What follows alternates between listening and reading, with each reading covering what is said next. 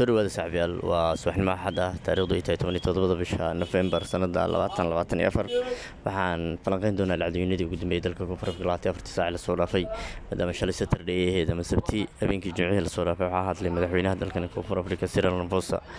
hadalkiisa markan warbaahinta Koonfur Afrika oo si cadaalad u shaqeynaysa oo la arkay waa markan waxay microphone la xmareen dadka dukaamada iska leh kulli South Africana ku jira waxa habeen hore marka la duldhigay ayaga naftigooda marka dadka ajaanibta ka hadlaaya ayaan soo qaadan doonaa kadibna waxaan soo qaadan doonaa dukaamo wali xiritaan ku socdo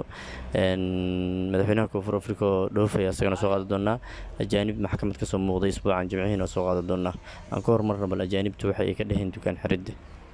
aan dhaho dukaan registraynta ama in la registrey waqtigu ku yaryahay ma ku yahay ninkana sharxi doono kadibna kulli wuxuu sheegay in waqtigu ku yaryahay oo kaliya waan ka gudbi doonaa I respect for President reaction. Just I'm saying it's very small days. 21 days is very small days. I think you must extend 3 months or 6 months. Just because I think if you are going the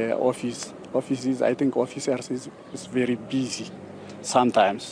That means it's a lot of people is going the office. That time you cannot get time. So if you give you 3 months or 6 months, you're gonna fix it fast and clear. Yeah. So what if people do not register at all? As we have seen that currently we have some spaza shops that are not registered at all. So what do you think, what action should be taken against spaza shop owners who are not adhering to the call by the president? nimankan ayaa iyaguna maxkamad ka soo muuqday iyagoo lagu haysto inay isku dhex sameynayeen dog food iyo sausage iyo waxyaabo kale kuley hadda ciidanka qabta kabtanayna ka dhacday nimankan ayaa u muuqday inay ajnabi yihiin kuley hadda ajnabi waxay keen manaqaana ujeedada fiirsan kuley niman ajnabi oo yihiin maxkamadda kabtanay ka soo muuqdeen waxaana lagu haystay in si aanan muhiim ahayn u maareynayeen cunay sameynayeen oo sausage-kii laga arkay agdiisa dog food inuu yaalay oo ah wax cunno ahaan aan loo isticmaali karin marka ay maxkamadda ay Jimcihii ka soo muuqdeen dib ayaana loo celiyay dabcan san dareemayo qaarkoodna beel ay heleen waxaa qabtay kooxihii caafimaadka baariyay iyo macnaha badqabka dukaanka Jimcihii ay ku qabteen kabtan lama sheegin meesha ku qabteen maxkamadda ay ka soo muuqdeen kulli Soomaali inay ku jirto hadda u maalin meeshaan oo Soomaaliya kama muuqan laakiin ajaanib kale oo ayagana dad ajaanib oo dadka la beegsanayo ayagana la xiray ka mid ahayn ayaguna warbixintii ugu dambeysay oo Jimcihii soo dhacday waana la arki doonaa maxkamadda dib lagu soo celiyo iyo haddii kaleba intaba la arki doonaa balse hadda maxkamadda ayaa la soo saaray markii ugu horreysay waxaana la qabtay sida isbuucaana la qabtay dib bisluud qoorteen weli waxaa ka sii socday inay qolooyinkii dowladda ka tirsanaa iyo community ay raafkoodan dukaamada ajaanibta weli walow madaxweynaha uu hadlay haddana weli ayagu warkooda wacday kuwaas ayaga waxaa la dhihi karaa waa tuugo inay wax dhacda rabto oo keliya moogiye dantooda ma ahaba in wax la xiray iyo wax dhintaan iyo ma ahaba marka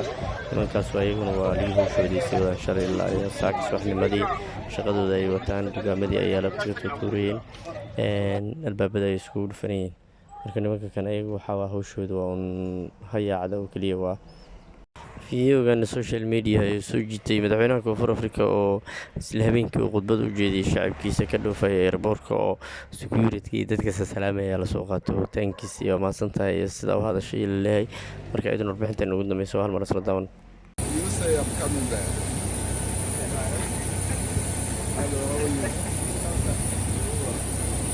says I'm coming back. Okay. It's good to know. Okay,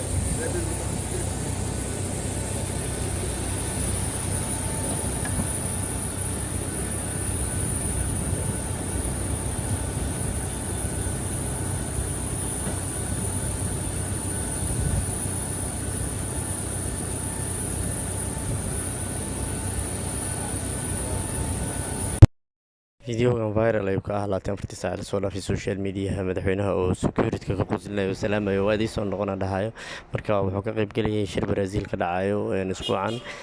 wuxuu u sheegay inuu soo noqonayo ama kamin baag uu leeyahay marka taalaas ayaa ugu dambeeyay warkii 24 saac waa salaamina soo dhawaada